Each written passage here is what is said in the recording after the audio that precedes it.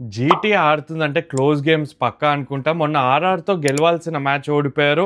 ఈసారి ఢిల్లీ క్యాపిటల్స్ వాళ్ళ చేతులారా చేసుకున్నారు. గెలవాల్సిన మ్యాచ్ జీటీ చేతిలో పెట్టి ఇచ్చేశారు. So what a close game చూసాం. వన్ ఆఫ్ ద బెస్ట్ ఈ ఎడిషన్ ఆఫ్ టాటా ఐపీఎల్‌లో మనం చూడడం జరిగింది. సో క్లోజ్‌గా ఒకసారి మ్యాచ్ అంతా కూడా ఒకసారి ఎక్స్‌ప్లెయిన్ చేస్తా ఎలా జరిగిందో. జీటీ ఫస్ట్ బ్యాటింగ్ చేస్తున్నారు. పిచ్ విషయానికి వచ్చేస్తే లాస్ట్ మ్యాచ్ ఏదైతే ఢిల్లీ క్యాపిటల్స్ ఆడారో ముంబై ఇండియన్స్ అగైన్స్ట్, అది మధ్యాహ్నం గేమ్ ఆడారు. అప్పుడు కొంచెం స్లోగా అనిపించింది పిచ్. అది కావాలని ఇచ్చినట్టు కూడా అనిపించలేదు. ఎందుకంటే ఢిల్లీ క్యాపిటల్స్ దగ్గర మంచి స్పిన్నర్స్ ఉన్నారు. అండ్ అక్కడ ముంబై ఇండియన్స్ దగ్గర అంత క్వాలిటీ స్పిన్నర్స్ లేరు కాబట్టి కొంచెం స్లోవర్ సర్ఫేస్, అంత గ్రాస్ కూడా లేదు పిచ్ మీద. అలాంటి సర్ఫేస్ ఇచ్చారు అండ్ గెలిచారు కూడా. మంచి విన్ చూసాం అక్కడ ఢిల్లీ క్యాపిటల్స్ నుండి. కానీ ఈ పిచ్ చూసుకుంటే కొంచెం గ్రాస్ కవరింగ్ ఉంది అండ్ నైట్ గేమ్ కూడా కాబట్టి పిచ్ కొంచెం బెటర్గా ప్లే చేసింది అండ్ బ్యాట్ మీద కూడా వచ్చింది ball. It was a decent pitch all together. అందుకని అంత హై స్కోరింగ్ మ్యాచ్ కూడా చూడడం జరిగింది. జీటీ ఫస్ట్ బ్యాటింగ్ చేస్తూ అక్కడ సాయి సుదర్శన్ వికెట్ కోల్పోయిన తర్వాత బట్లర్ ఫామ్లోకి రావడం వాళ్ళకి చాలా చాలా plus. Going in to the tournament third మ్యాచ్లోనే బట్లర్ ఫామ్లోకి వచ్చాడు. సో లాంగ్ టోర్నమెంట్ అందరికీ తెలిసిందే. గిల్ కమింగ్ బ్యాక్ తన ఇంపాక్ట్ ఏంటో చూపించాడు. గిల్ ఎప్పుడైతే బ్యాటింగ్లో రన్ స్కోర్ చేస్తాడో కాంపాక్ట్గా అనిపిస్తాడు, కాన్ఫిడెంట్గా అనిపిస్తాడు. సో ఇంజరీ తర్వాత రిటర్న్ వచ్చి మళ్ళీ గిల్ హాఫ్ సెంచరీ సాధించడం అండ్ నంబర్ 4లో వాషింగ్టన్ సుందర్ని ప్రమోట్ చేశారు. లాస్ట్ మ్యాచ్ తర్వాత కూడా అడిగాను, ఎందుకు ఆడుతున్నాడు వాషింగ్టన్ సుందర్, బౌలింగ్ ఇవ్వట్లేదు, బ్యాటింగ్లో పర్ఫామ్ చేయట్లేదు, బట్ ఈ got is first half century ఐపీఎల్లో. సో ఓవరాల్గా కాంట్రిబ్యూషన్స్ అన్నీ బాగున్నాయి. కానీ ఎక్కడో మళ్ళీ మిస్ అవుట్ అయ్యారు. ఒక 10-15 రన్స్ షార్ట్ అయ్యారు. ఎలా అయితే స్టార్ట్ వచ్చిందో 210 రన్స్ చేజింగ్లో అక్కడ ఢిల్లీ క్యాపిటల్స్ చూసుకుంటే పవర్ ప్లేలో అద్భుతమైన స్టార్ట్, 63 రన్స్ వచ్చినాయి. KL Rahul was looking okay, 27 of 20. కానీ పతుమ్ నిశంక చాలా మంచి స్టార్ట్ అందించాడు. Then came Rashid Khan was at his best. అట్లాంటి పర్ఫార్మెన్సే మనం రషీద్ ఖాన్ని ప్రీవియస్ ఐపీఎల్స్లో చూసాం. గతంలో ఎప్పుడైతే తను ఫిట్ ఉండేనో అండ్ ఆ పేస్ ఏదైతే వేస్తాడో, క్వికర్ త్రూ ది ఎయిర్ వేస్తాడో అండ్ లెగ్ స్పిన్ కూడా ఎక్కువ వేయడం చూసాం. కేఎల్ రాహుల్కి ఒక బాల్ అట్లా బీట్ చేశాడు. సో ఎప్పుడైతే లెగ్ స్పిన్ ఎక్కువ వేస్తాడో తన గూగ్లీ ఇంకా ఎఫెక్టివ్గా మారుతుంది. అలానే సమీర్ రిజ్వీన్ కూడా అవుట్ చేశాడు ఆ గూగ్లీ తోటి. సో లెగ్ స్పిన్ మీది టర్న్ అయింది అంటే, రషీద్ ఖాన్ ఆ పేస్లో టర్న్ అయింది అంటే బ్యాట్స్మెన్ మైండ్లో డెఫినెట్లీ ఆ డౌట్ అనేది క్రియేట్ అవుతుంది. నితీష్ రాణా 3 మ్యాచెస్లో పర్ఫామ్ చేయట్లేదు. సో బహుశా తన ప్లేస్ థ్రెట్లో ఉంటుంది. అక్కడ కరుణ్ నాయర్, అభిషేక్ పోరెల్, ఈవెన్ పృథ్వీ షా కూడా వెయిట్ చేస్తున్నాడు. సో వాళ్ళు రెడీగా ఉంటారు. ఎందుకంటే బెంచ్ స్ట్రెంత్ బాగుంది ఢిల్లీ క్యాపిటల్స్ కాబట్టి. సో మరొకసారి రషీద్ ఖాన్ ఆ గూగ్లీ వేసి నితీష్ రాణాని అవుట్ చేశాడు. అక్షర్ పటేల్ రావాల్సి వచ్చింది.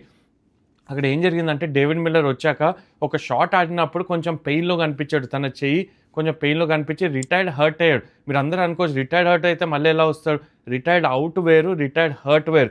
గేమ్లో ఇంజరీ అయితే వెనకాలకు వచ్చినప్పుడు మళ్ళీ రిటర్న్ వచ్చే ఛాన్స్ ఉంటుంది. రిటైర్డ్ అవుట్ అంటే ప్లేయర్ కెప్టెన్ అక్కడ వెనకాల పిలిచేస్తే దాన్ని రిటైర్డ్ అవుట్ అంటే ఓవర్ మధ్యలో కూడా పిలిచేస్తే దాన్ని రిటైర్డ్ అవుట్ అంటారు. సో డిఫరెన్స్ అక్కడ ఉంది. అందుకే మిల్లర్ మళ్ళీ రిటర్న్ రావడం చూసాం. బట్ కేఎల్ రాహుల్ ఎప్పుడైతే టచ్ రిటర్న్ వచ్చిందో అద్భుతమైన షాట్స్ ఆడాడు. ఒక స్టేజ్లో ఢిల్లీ క్యాపిటల్స్ ఈజీగా విన్ వైపు చేరుస్తాడని అనుకున్నాం. కానీ జీటీ ఫీల్డింగ్ని కూడా మెచ్చుకోవాలి. 1 Glenn Phillips catch, Sai Sudharsan run out and last బాల్లో జాస్ బట్లర్ చేసిన రన్అట్ మొత్తం కూడా క్రూషియల్గా మారినాయి. ఎందుకంటే గెలిచింది 1 రన్ తోటే. So fielding has to be top notch. GT అదే చేసి చూపించారు. బౌలింగ్లో ప్రసిద్ధ్ కృష్ణ లాస్ట్ ఓవర్ వేసిన తీరు, రషీద్ ఖాన్ ఆ 4 overs వేసిన తీరు, Siraj was on and of wickets అయితే తీశాడు. ఇంపార్టెంట్ వికెట్స్ కేఎల్ రాహుల్ అయితే అందించాడు.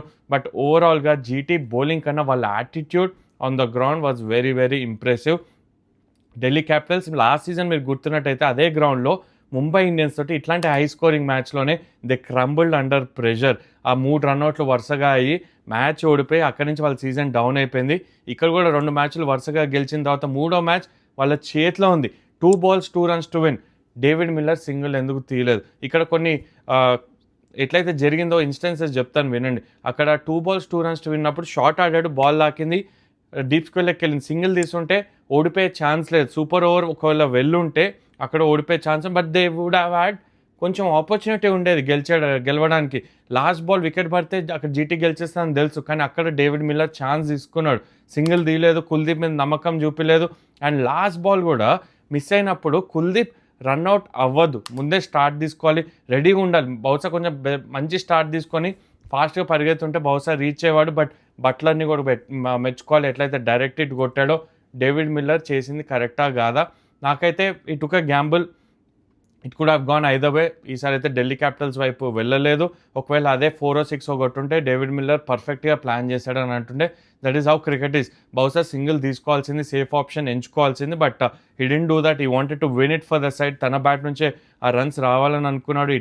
కాస్ట్లీగా మారింది. మరి సీజన్ ఏదైతే లీగ్ ఫేజ్ ఎండ్ అయ్యేసరికి అది ఎంత కాస్ట్లీగా మారుతుంది. ఎందుకంటే ప్రతి ఒక్క పాయింట్ కూడా చాలా క్రూషియల్. జీటీ అయితే దే వోంట్ మైండ్ ఇట్. ఒకళ్ళు ఓడిపోయి ఉంటే 3/3 ఓడిపోయేవారు, చాలా కష్టమయ్యేది కంబ్యాక్. కానీ ఈ విన్ వాళ్ళకి చాలా కాన్ఫిడెన్స్ని ఇస్తుంది కాబట్టి so they wouldn't mind it at all. But T20 క్రికెట్లో మార్జిన్స్ ఎంత తక్కువగా ఉంటాయో మనకి ఈ మ్యాచ్ చూస్తే అర్థమవుతుంది. ప్రతి ఒక్క రన్ కూడా చాలా ఇంపార్టెంట్. ప్రతి ఒక్క డిసిషన్, ఏ ఓవర్ ఏ బౌలర్కి ఇవ్వాలి, సింగిల్ తీసుకోవాలా లేదా, ఎప్పుడు బౌండరీస్ వస్తాయి, ఎప్పుడు అవన్నీ కూడా క్యాలిక్యులేట్ చేసుకొని ఆడాల్సి వస్తుంది. And Delhi capitals would feel they missed out on easy win అని చెప్పను, but competitive win miss out అయ్యారు. లాస్ట్ ఓవర్లో ఆ డేవిడ్ మిల్లర్ కొట్టిన 6 తర్వాత ఎవ్వరు కూడా ఎక్స్పెక్ట్ చేస్తుండరు ప్రసిద్ధ్ వచ్చి ఆ 2 డాట్ బాల్స్ వేస్తాడని. ప్లాన్ మార్చుకున్నారు.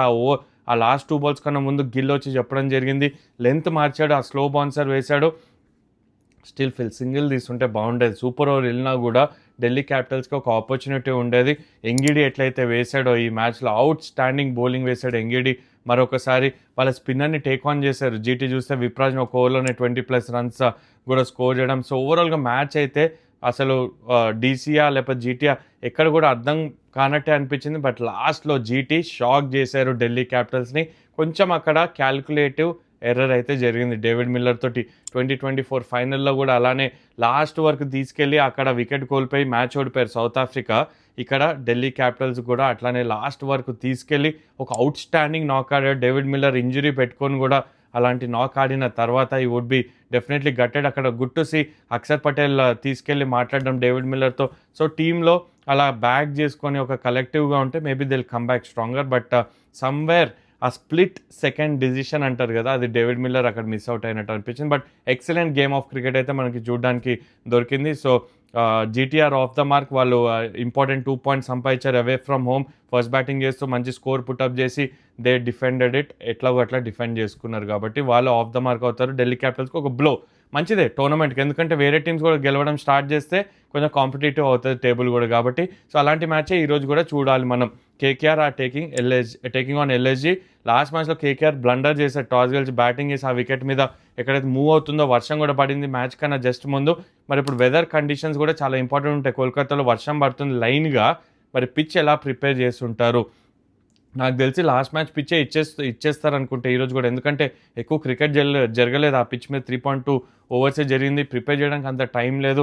జస్ట్ 2 డేస్ బ్యాకే ఆ మ్యాచ్ కూడా అయింది కాబట్టి.